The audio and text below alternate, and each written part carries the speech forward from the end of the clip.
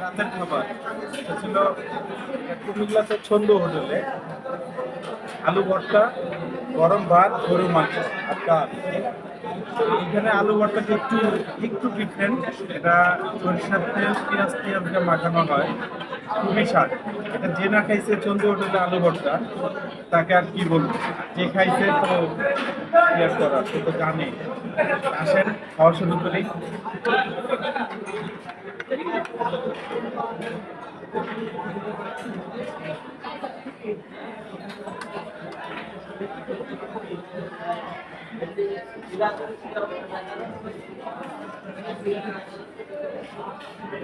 তো আগের মতোই একদম, স্বাদের কোনো চেঞ্জ নাই। এখানে সবচেয়ে ভালো একটা জিনিস হচ্ছে 500 টাকার টেবিল কিন্তু উপরে কি করবেন